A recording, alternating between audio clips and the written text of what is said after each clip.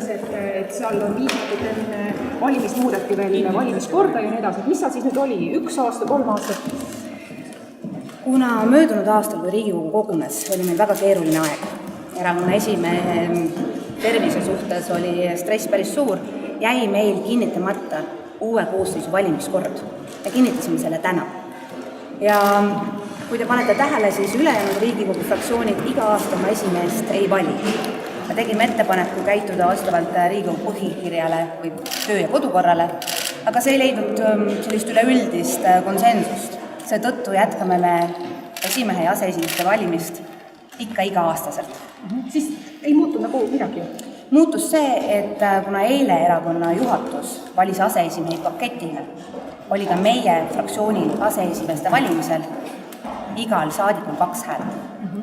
Kas olete juba kuulnud ka, milline võiks olla Edgar Savisaare reaktsioon, et ma tean, et ta pidi täna siia tulema, siiski ei tulnud, olite te online ühenduses kuidagi või?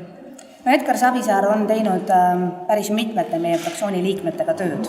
Veel eile õhtul jätkas selle tegemist. Ja ju ta siis teadis, et fraktsiooni enamus selgelt ja otseselt toetab tänase juhtkonna jätkamist, kuhu ta seetõttu siia taas kord fraktsiooni jõudnud. Kuidas Savisaar seda tööd tegi? Kas ta lubas midagi, ähvardas? Vastavalt tujule, keda ta ähvardas, keda lubas, kellele midagi lubas. Et selline intensiivne töö enne valimisi ei ole päris tavapärane. Et me kindlasti eelistaksime, et erakonna esimees suhtleb fraktsiooni liikmetega ka rahumeelsemalt valimiste vahelisel ajal. Mida ta konkreetselt lubas või kuidas ta ähvardas mõjutas? Mina kohtusin Savisaarega eile, ta ei lubanud mulle midagi, ta ei lihtnud mulle midagi muud ette, kui ainult konkursi kandideerimist. Teiste eest saavad rääkida teise fraktsiooni liikmed. Ma küsiks ka veel seda, et mismoodi te nüüd edasi kavatsete minna? Fraktsioon on selgelt jagunenud. Ühed toetavad Savisaare leeri ja on Karilaiu selja taga ja teised on siis nagu uuendusmeelsemate ja Kadri Simsoni leeriga. Ma vastaks teile Edgar Savisaare sõnadega, mida ta ütles kongressi järel. Ka ühehääleline võit on võit. Ja nii, nagu mina aktsepteerin seda, et Savisaar sai napi võidu erakonna kongressil, eeldan ma, et fraktsiooni 27 liikmega ei teki meil probleeme töörahu osas.